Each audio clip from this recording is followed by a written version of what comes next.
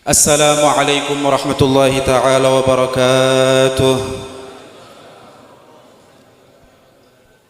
Alhamdulillah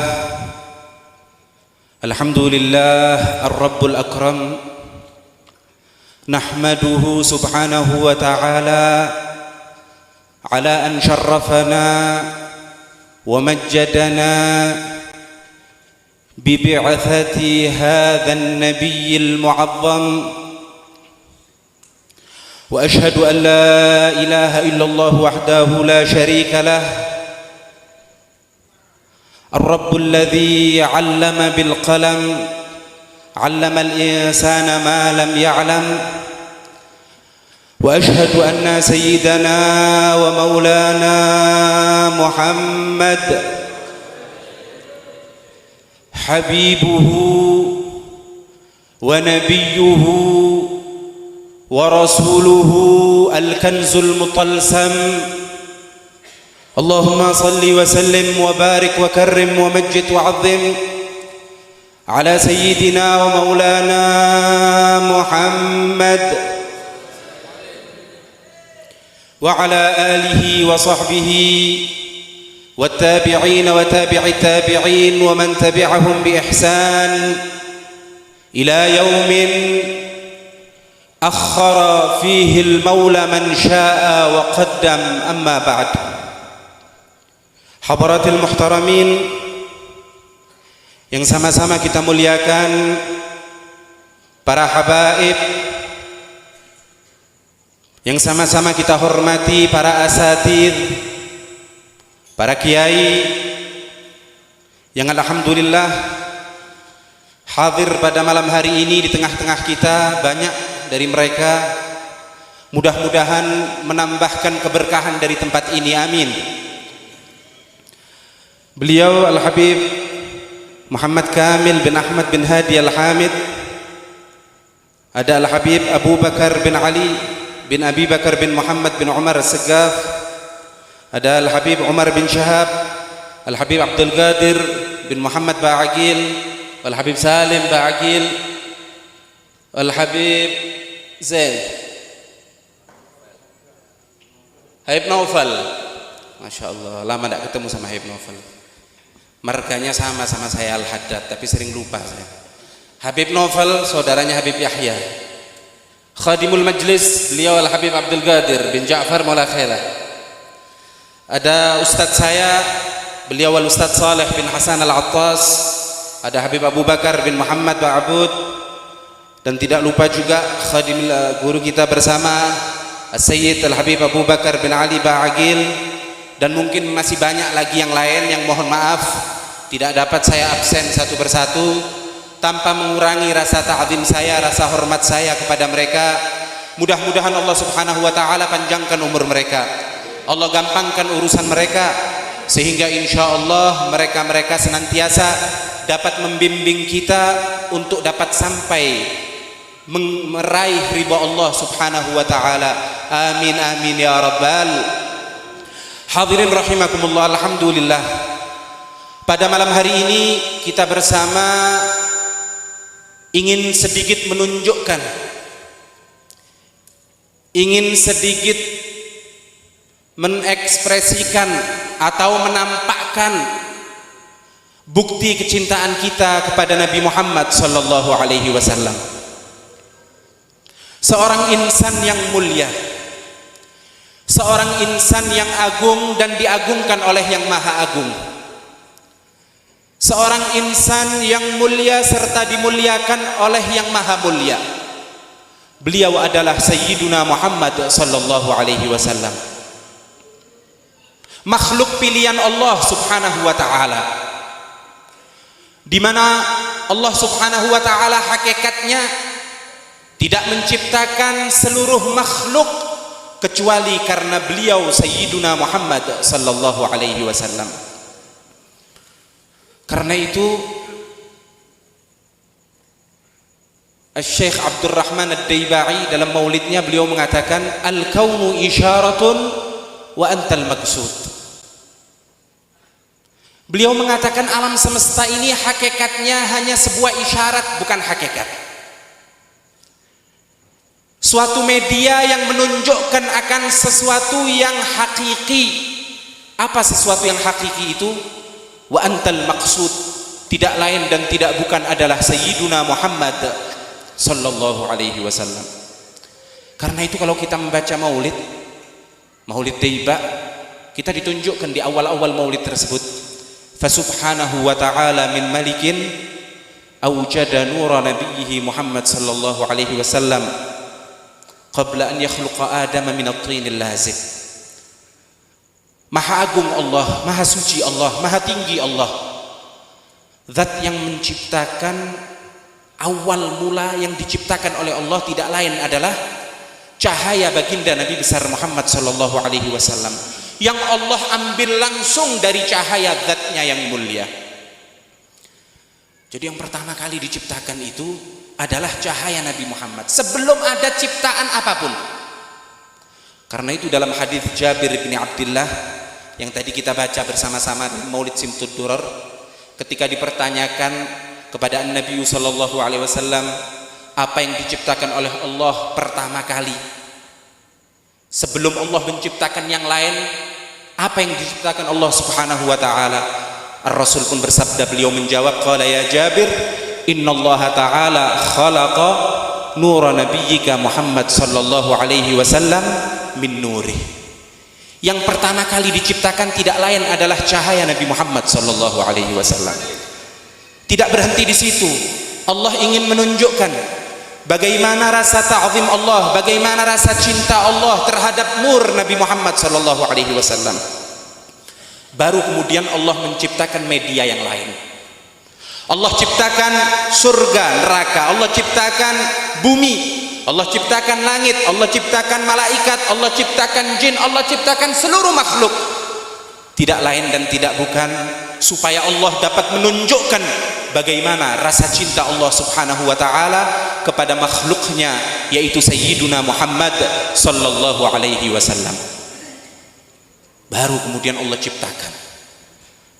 Karena itu Sahibul Maulid beliau melanjutkan, thumma arada fakhrahu 'alal asya. Baru kemudian Allah menyodorkan, Allah menampakkan bagaimana kebanggaan Allah terhadap cahaya tersebut pada seluruh makhluk yang ada. Allah tampakkan. Wa qala, seraya Allah berfirman, hadza sayyidul anbiya wa ajallul asfiya wa akramul habaib sallallahu wasallam alaihi ya Rasulullah.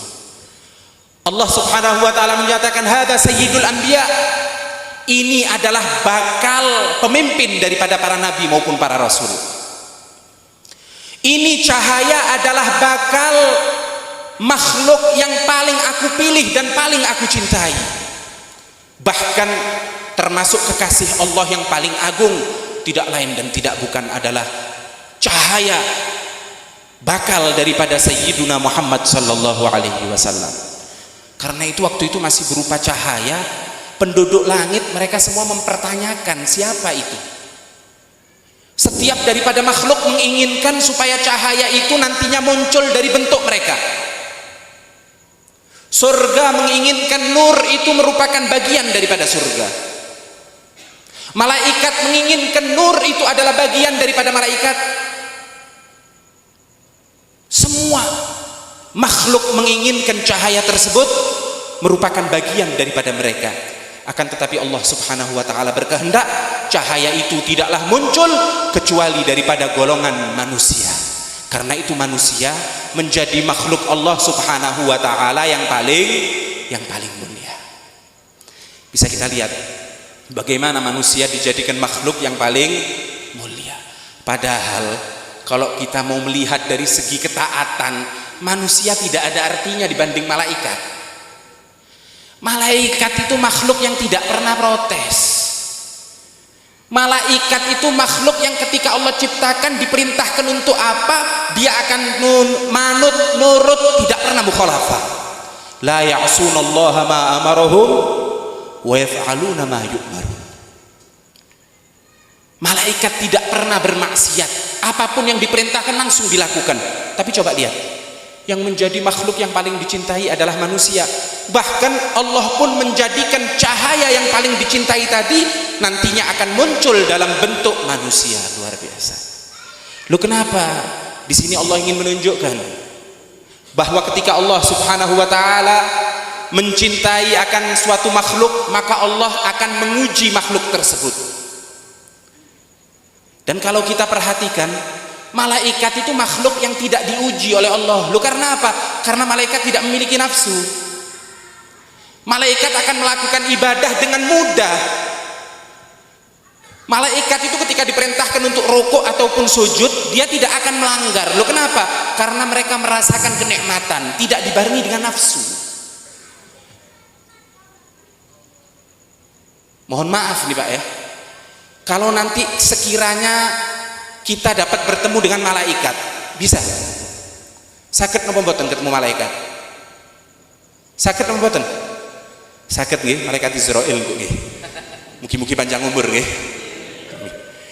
Kalau seumpama kita bisa bertemu malaikat yang sedang rukuk dari mulai awal diciptakan sampai sekarang dan sampai akhir zaman, sampai takoi, sampai tanglet, malaikat tak kesel karo rukuk. Pasti malaikat itu akan menjawab, bagaimana saya bisa capek, saya merasakan kelezatan bisa dekat dengan Allah Subhanahu wa taala, gak dibarengi nafsu. Coba menungso lagi, sholat itu 5 waktu, ya sik bolong-bolong gini apa mboten? 5 waktu sampai kerjakan kira-kira butuh berapa lama sholat 5 waktu itu? 1 jam. Waduh, khusyuk luar biasa. 25 menit itu wis dipek mantu sampean. Sholat zuhur 5 menit, sholat asar 5 menit wis dipek mantu sampean. Hebat berarti. Sholatnya luar biasa berarti. Sholat yang cuma 25 menit bahkan dibagi. Subuh cuma 5 menit Allah minta. Nanti zuhur ketemu lagi setelah beberapa jam cuma 5 menit. Tapi kenapa kok masih luput? Wala'iyatubillah. Ya karena itu manusia itu selalu dibarengi dengan yang namanya Allah menguji, Allah mencoba. Karena itu manusia menjadi paling mulia. Sebab sebagaimana kita ketahui Nabi bersabda, "Idza ahabballahu 'abdan ibtalahu." Kalau Allah sudah mencintai, menyukai suatu makhluk, suatu hamba, pasti Allah akan memberikan ujian. Allah berikan ujian. Mergane niku gak ono Pak, wong urip gak ono ujian niku mboten wonten. Ojo dibayangno urip gak ono ujiane, gak ono musibane. Kalau Allah cinta, pasti akan Allah berikan itu musibah, Allah berikan itu ujian. Karena ini tanda bahwasanya Allah cinta. Nabi Muhammad SAW, makhluk yang paling mulia, diuji oleh Allah. Baru kemudian Allah berikan kemuliaan. Kita baca dalam surat Ad-Duha, selalu kita baca.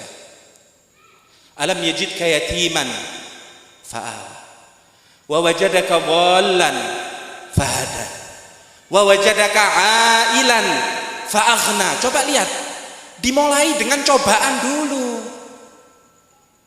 Nabi itu dilahirkan dalam keadaan yatim, tidak merasakan kasih sayang daripada ayahnya, cobaan. Baru kemudian Allah bantu. Nabi itu dalam keadaan ailan, Nabi itu dalam keadaan tidak memiliki harta, butuh. Baru kemudian fa'aghna, baru Allah cukupi. Lu artinya apa? Artinya selama kita menjadi manusia, makhluk pilihan, maka harus siap dengan yang namanya ujian. Harus siap. Dalam surat Tabarok sering kita baca, surat Al-Muluk ya.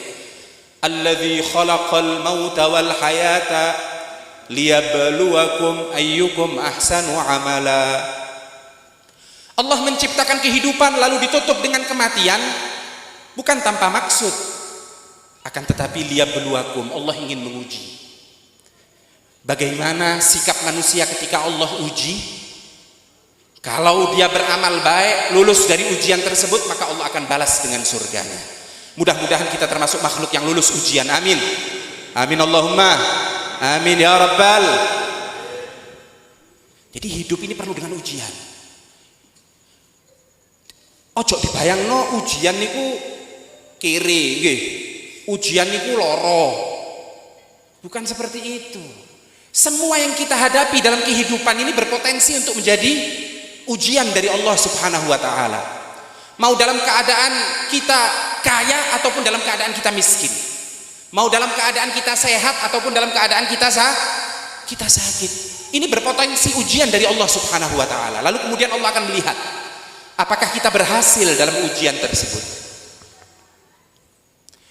Ini bukan seperti orang yang tidak beriman ya.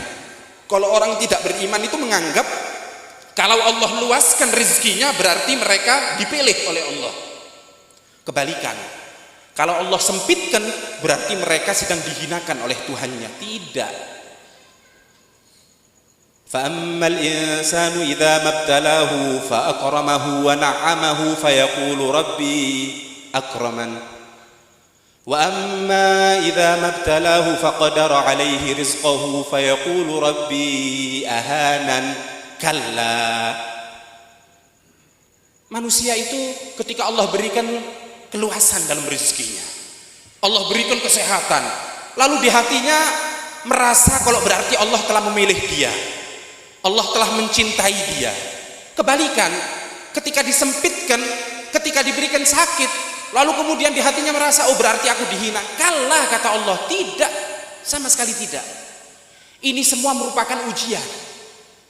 Lalu Allah akan lihat apakah manusia itu lulus dalam ujian tersebut atau tidak. Bahkan mohon maaf, ujian berupa keluasan itu, kesehatan itu sangat sedikit orang yang lulus. Jadi Allah itu masih rahmat. Ketika kita diuji ada kesempitan atau rasa sakit, itu berarti Allah rahmat. Karena ketika sakit seringkali baru kita ingat kepada Allah Subhanahu, berarti Allah masih senang, masih ingin supaya kita itu ingat kepada Allah Subhanahu wa ta'ala. Tapi coba ketika Allah meluaskan harta kita, seringkali kita lupa. Merasa kalau harta itu adalah hasil jerih payahnya, padahal pemberian amanat dari Allah Subhanahu wa ta'ala. Ketika diberi kesehatan, seringkali kita lupa. Nanti kalau sudah sakit baru ingat, baru eling ambil Allah, baru api ibadah, baru api sholat. Ya Allah, lah aku sehat, aku tak sholat duha 8 rakaat ya Allah. Witir lek bengi 11 rakaat ya Allah, saiki mboten saged ya Allah, sik loro. Tapi nanti sudah dikasih kesehatan sama Allah, manusia lupa. Karena itu ujian yang paling menakutkan itu sebetulnya apa? Keluasan rezeki, kesehatan. Sampai ningali Fir'aun. Kenal karo Fir'aun? Kenal apa mboten Fir'aun? Fir'aun itu yang sampai berani mengaku Tuhan. Kenapa kok tidak lulus dalam ujian sampai berani mengaku Tuhan? Karena Allah berikan ujian berupa apa? Fir'aun itu tidak pernah merasakan sakit. Gak tahu loro Pak Fir'aun itu Pak. Sampai akhirnya rumongso lho, aku gak tahu loro, gak koyok makhluk sing liyane. Berarti aku niki Tuhan. Tak lulus ujian. Karena itu hati-hati. Apapun yang Allah berikan itu merupakan potensi ujian dari Allah Subhanahu wa ta'ala. Kembali lagi, Rasul itu muncul dalam bentuk manusia. Ini menunjukkan kalau manusia adalah makhluk yang paling dipilih oleh Allah Subhanahu wa ta'ala.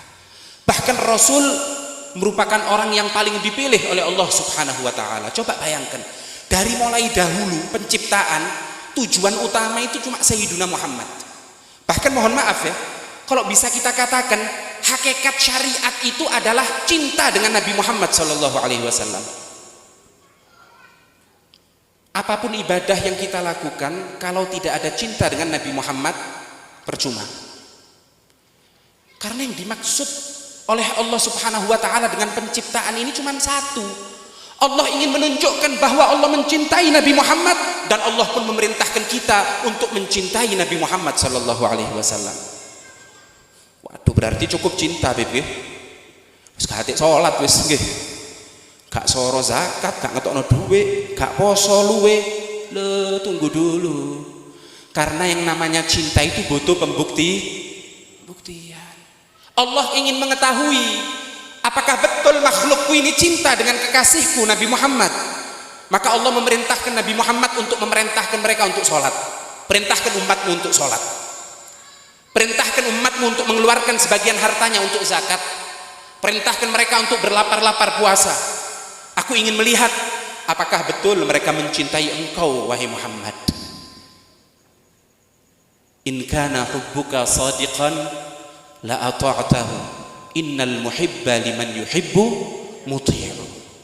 Kalau memang betul cintamu, bukan hanya KTP, bukan hanya sekedar di mulut, karena kalau sekedar di mulut gampang. Saya cinta dengan Nabi Muhammad, mudah. Akan tetapi butuh pembuktian. Ketika kita buktikan dengan mengikuti syariat Nabi Muhammad, berarti di situ kita telah mencintai Nabi Muhammad sallallahu alaihi wasallam.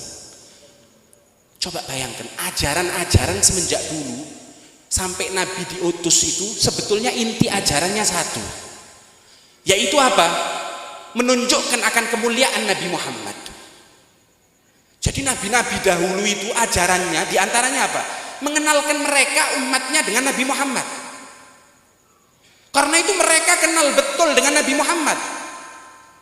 Mereka semua tahu kapan Nabi Muhammad akan diutus. Mereka lebih mengenal Nabi Muhammad lebih daripada anak-anak mereka. Karena memang sifat Nabi Muhammad itu dijelaskan secara gamblang dalam kitab-kitab terdahulu. Baik itu kitab Taurat ataupun kitab Injil, Zabur, semuanya menerangkan tentang sifat daripada Nabi Muhammad sallallahu alaihi wasallam. Karena itu mereka mengenal akan Nabi Muhammad sallallahu alaihi wasallam. Allah mengatakan dalam Al-Qur'an,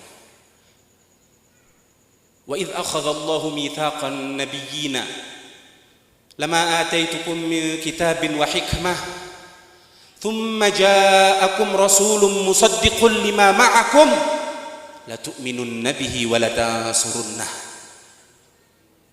Rasul-rasul, betul kon saiki rasul. Kon tak kei kitab sampai nonang umatmu. Tapi kalian ini sebetulnya sementara. Ada satu misi yang perlu kalian sampaikan kepada umatmu, yaitu apa? Tsumma ja'akum rasulun musaddiqul lima ma'akum. Kelak akan datang seorang rasul yang akan membenarkan ajaran kalian, yaitu Nabi Muhammad sallallahu alaihi wasallam. Nabi Muhammad yang membenarkan ajaran daripada Nabi Allah Musa. Nabi Allah Muhammad yang membenarkan ajaran daripada Nabi Allah Isa. Karena itu apa perintah Allah? Kalau sudah Rasul itu muncul, selesai masa jabatan kalian. La tu'minunna bihi, kewajiban kalian hanya mengimani Nabi Muhammad sallallahu alaihi wasallam. Jadi utusan itu terbatas, jabatannya hanya menunggu Nabi Muhammad saja. Bahkan tidak cukup beriman. La tu'minunna bihi wa la tansurunnah. Dan kalian wajib membantu dakwah daripada Nabi Muhammad sallallahu alaihi wasallam. Enggak cukup di situ, Allah narik sumpah. Para rasul, qala aqrartum wa akhadtum ala dzalikum isri? Apa kalian mau aku tarik sumpah dari kalian untuk melakukan itu? Qalu aqrarna. Maka mereka semua pun mengambil sumpah dari Allah Subhanahu wa taala. Karena itu, ketika Nabi muncul itu mereka kenal. Dan mereka sama sekali tidak mengingkari kenabian Sayyiduna Muhammad sallallahu alaihi wasallam. Dalam kitab Maulid Tiba dijelaskan bagaimana riwayat daripada Ka'bul Ahbar. Qala 'allamani abi Taurata illa sifran wahida kana yakhtimuhu wa yudkhiluhu sunduq falamma mata abi fatahtuh. Jadi aku diajarkan kitab Taurat kecuali satu lembar gak diajari karo wong tuaku. Ketika orang tuaku sudah meninggal, aku penasaran apa yang tidak diajarkan itu. Ketika dibuka kotak yang menyimpan lembaran tersebut, fa idza fihi nabiyyun yakhruju akhiruz zaman. Ternyata lembaran itu berisi tentang apa? Sifat-sifat Nabi Muhammad sallallahu alaihi wasallam. Allahumma shalli ala Muhammad. Coba lihat, manusia yang agung, manusia pilihan. Bahkan dikatakan tidak ada sesuatu pun yang mengandung cahaya yang mulia tersebut kecuali pasti akan Allah berikan anugerah yang luar biasa. Tadi kita baca di dalam Maulid, Al-Habib Ali Al-Habsyi mengatakan, "Fama min sulbin dhammah illa wa tammat alaihi minallahin ni'mah." Tidak ada tulang sulbi siapapun yang mengandung cahaya Nabi Muhammad sallallahu alaihi wasallam kecuali pasti akan Allah berikan karunia yang sempurna. Coba lihat, Nabiullah Nuh bisa selamat dari banjir karena apa? Karena ada cahaya Nabi Muhammad sallallahu alaihi wasallam. Nabiullah Ibrahim bisa selamat daripada api Namrud karena apa? Karena ada cahaya Nabi Muhammad sallallahu alaihi wasallam. Dan masih banyak lagi cerita-cerita yang lain yang menunjukkan akan keagungan daripada Nabi Muhammad sallallahu alaihi wasallam. Coba kita lihat, makhluk yang luar biasa, makhluk pilihan. Mohon maaf, kalau beliau mau sombong pantas. Kalau beliau mau membusungkan dada pantas. Kalau beliau tidak mau menoleh sama kita, pantas, beliau sudah mulia. Akan tetapi kita lihat bagaimana sifat Nabi Muhammad sallallahu alaihi wasallam. Kita ini umat yang luar biasa nih, mokong gitu betul. Mokong luar biasa. Ajaran itu seringkali kita tinggal. Tapi Nabi Muhammad tetap masih sayang pada kita. Nabi Muhammad tidak pernah melupakan kita. Sampai-sampai ketika turun ayat yang menyodorkan kepada Nabi Muhammad, apapun yang kau minta wahai Muhammad pasti akan aku berikan. Wala sawfa yu'tika rabbuka fatarda. Apa yang diminta oleh Rasul? Yang diminta adalah keselamatan umatnya. Idzan ya Rabb la arda wa wahid min ummati finnar. Coba lihat Rasul ketika mau meninggal, apa yang terlintas dari mulut suci beliau? Ummati, ummati, luar biasa. Karena itu hadirin, kalau kita sekarang menunjukkan bagaimana kebanggaan kita, kegembiraan kita dengan Maulid Nabi Muhammad sallallahu alaihi wasallam, ini sudah merupakan suatu kewajiban. Karena kita ingin menunjukkan bagaimana balas jasa kita kepada beliau sallallahu alaihi wasallam. Karena itu dikatakan, kalau walau anna sa'aina kulla hinin li ahmada maulidan qad kana wajib. Jangan cuma masuk Rabiul Awal dari tanggal 1 sampai tanggal 10 Rabiul Tsani, jangan. Jangan cuma malam Jumat, malam Senin. Jangan cuma setiap malam, setiap detik yang berlalu kalau kita isi dengan maulid, ini sudah merupakan suatu kewajiban untuk membalas jasa Sayyidina Muhammad sallallahu alaihi wasallam. Maka mudah-mudahan apa yang kita upayakan ini insya Allah dapat diterima oleh Nabi Muhammad sallallahu alaihi wasallam. Insya Allah dapat membanggakan hati beliau. Dan satu hadirin, niatkan ketika kita menghadiri acara seperti ini, acara maulid, untuk mengenal Nabi Muhammad sallallahu alaihi wasallam. Karena sesungguhnya kedamaian, kesejahteraan itu ada ketika kita mengenal Sayyidina Muhammad sallallahu alaihi wasallam. Tanpa mengenal Sayyidina Muhammad, maka kita tidak akan merasakan ketentraman. Karena itu ketika kita baca maulid, coba kita lihat bagaimana sifat-sifat Nabi, bagaimana sifat-sifat Rasul, terus diperdengarkan. Nanti ini 40 hari ya, setiap malam kita akan diperdengarkan bagaimana sifat Rasul. Memang tujuannya apa? Supaya semakin kita mendengar, semakin kita ingin tahu, semakin kita mengenal, maka insya Allah kita akan mengikuti sifat-sifat beliau. Ini tujuannya. Sebab ini sekarang anak-anak kita miris, wahai hadirin. Anak-anak kita ini sekarang kalau dilihat idolanya siapa? Siapa yang mereka kenal? Minim sekali yang mengenal Sayyidina Muhammad sallallahu alaihi wasallam. Karena kita memang kalah dalam peperangan. Mereka musuh kita lebih berhasil. Setiap hari di televisi ditampilkan oleh mereka sifat-sifat yang fiksi, pribadi-pribadi yang fiktif, sama sekali tidak nyata. Kita lupa mengenalkan anak-anak kita kepada Nabi Muhammad sallallahu alaihi wasallam. Coba tanya. Kalau ditanya makhluk yang paling kuat itu siapa? Tanya anak kita. Siapa makhluk yang paling kuat? Jawabannya lah huluk. Kenal huluk sampean? Gak kenal, tak kok anaknya kenal. Oh iku Pak, lek kena setrum kok awake gede dadi ijo. Ini padahal fiktif, bukan suatu yang nyata. Mereka gak kenal bagaimana kekuatan Nabi Muhammad sallallahu alaihi wasallam. Ketika beliau berdiri di atas sejadah yang terbuat dari kulit, lalu kemudian ditarik oleh Rukanah dengan kencang, sama sekali tidak goyang Nabi Muhammad, bahkan sejadah kulitnya itu yang robek. Coba lihat bagaimana kekuatan yang nyata. Tapi kenapa anak-anak kita tidak mengerti? Karena memang kita kalah. Mereka, mental mereka sudah lebih dikenalkan dengan sesuatu yang fiktif, tidak dikenalkan dengan Sayyidina Muhammad sallallahu alaihi wasallam. Oleh karena itu mari melalui majlis maulid ini mari kita rubah. Sebab ingat hadirin, anak itu merupakan amanat. Betul, anak itu memang nikmat. Anak itu sesuatu yang kita dambakan. Sampai dikatakan anak itu adalah falzatul kabid. Anak itu adalah belahan jiwa. Anak itu adalah thamratul fuad. Anak itu adalah buah hati. Memang betul. Bahkan bukan hanya urusan dunia ya. Anak itu juga merupakan sarana yang kita butuhkan untuk apa? Untuk kesinambungan amal kita. Karena nanti kalau kita sudah meninggal, kita nggak bisa menambah amal. Idza mata ibnu Adam inqata'a amaluhu, akan terputus amalnya. Kecuali ada beberapa hal. Di antaranya adalah anak yang soleh. Karena itu, kalau kita memiliki anak, maka anak itu berpotensi untuk menjadi penyambung amal kita setelah kita meninggal. Tapi ingat, apabila anak itu telah kita sampaikan hak anak tersebut kepadanya, anak itu tidak kita sia-siakan. Sebab mohon maaf, walaupun anak itu merupakan nikmat karunia, dapat menyambung amal kita, tapi anak juga bisa menjadi musuh kita, wal'iyadzubillah. Itu yang dikatakan oleh Allah Subhanahu wa taala. Ya ayyuhalladzina amanu inna min azwajikum wa auladikum aduwwan lakum fahdharuhum. Allah yang mengatakan, hei orang-orang yang beriman, sesungguhnya ada di antara keluarga kalian, istri kalian atau anak-anak kalian yang akan menjadi musuh kalian. Coba bayangkan, anak menjadi musuh.